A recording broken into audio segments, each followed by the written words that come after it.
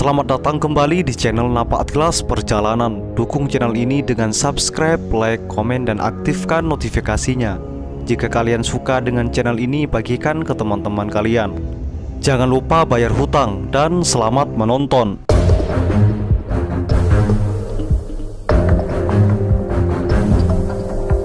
Peristiwa tiga daerah menceritakan sejarah revolusi Indonesia yang terjadi antara bulan Oktober sampai Desember 1945 di wilayah Kabupaten Brebes, Kabupaten Kota Tegal, dan Kabupaten Pemalang.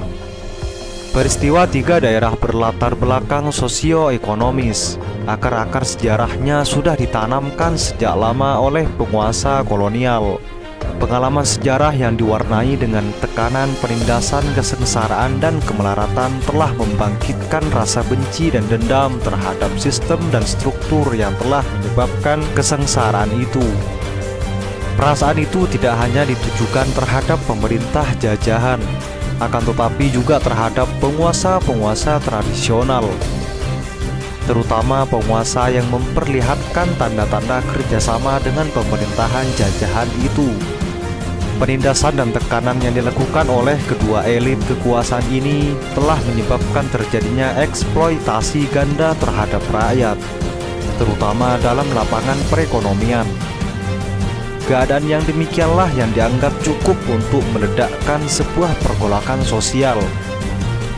Peristiwa revolusi sosial di Pemalang, Tegal, dan Brebes mulai menghangat pada Oktober 1945.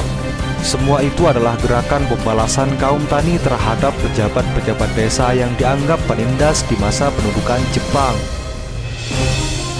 Gerakan protes itu lalu meningkat jadi tindakan kekerasan yang meluas. Para priai dan keluarga bupati di tiga kabupaten itu pun jadi sasaran pula. Sejarawan menyebutkan memprakarsa gerakan ini adalah aktivis muda dari kalangan Islam tradisional dan kaum komunis. Dalam buku Sejarah Indonesia Modern, pada akhir bulan November, bupati-bupati Brebes, Tegal, dan Pemalang digantikan oleh para pendukung revolusi sosial ini. Tokoh Widarta sebagai penggerak PKI ilegal Kresidenan Pekalongan tentu saja terlibat dalam peristiwa itu. Widarta dibantu Kamijaja membentuk front yang dinamai Gabungan Badan Perjuangan Tiga Daerah. Tak hanya itu, badan gabungan ini juga berhasil menurunkan Residen Pekalongan, Mister Besar Martokusumo, dan mendudukkan Sarjijo sebagai penggantinya.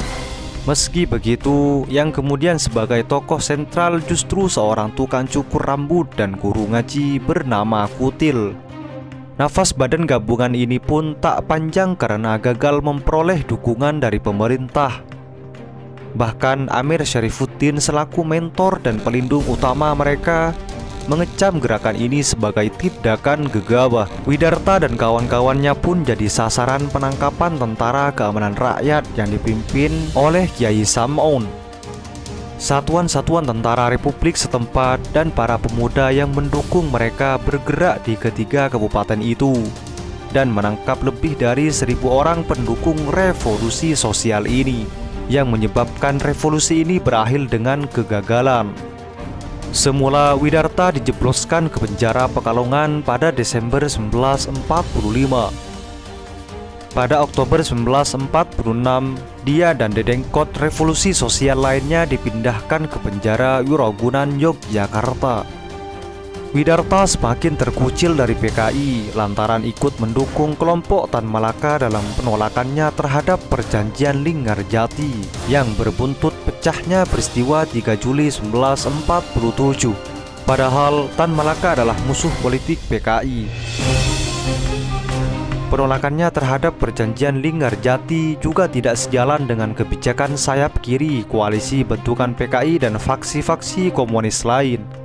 Atas dikucilkannya Widarta, lalu Widarta berkirim surat kepada pimpinan PKI. Dalam suratnya yang dikirimnya dari Wirogunan, Widarta meminta agar partai mengadakan pertemuan untuk menjelaskan ihwal organisasi serta garis perjuangannya. Dalam studinya, Lukas menyebut pimpinan PKI tak menanggapi surat itu dan malah menghadapkan Widarta ke pengadilan internal partai.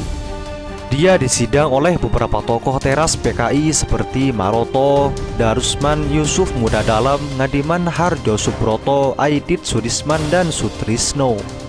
Tuduhan yang mereka timpakan kepada Widarta tidak main-main.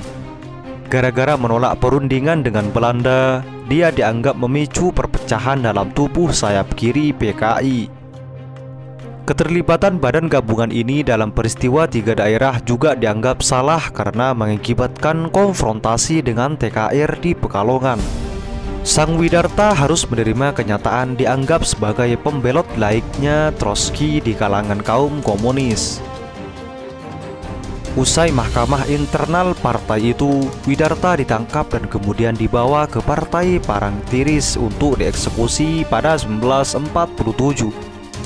Di antara para eksekutornya ada nama Jugito, Fathur Hadi, dan Sudisman yang kelak jadi tokoh elit PKI di masa kepemimpinan Aidit. Itulah sejarah yang pernah terjadi di Indonesia. Semoga bermanfaat.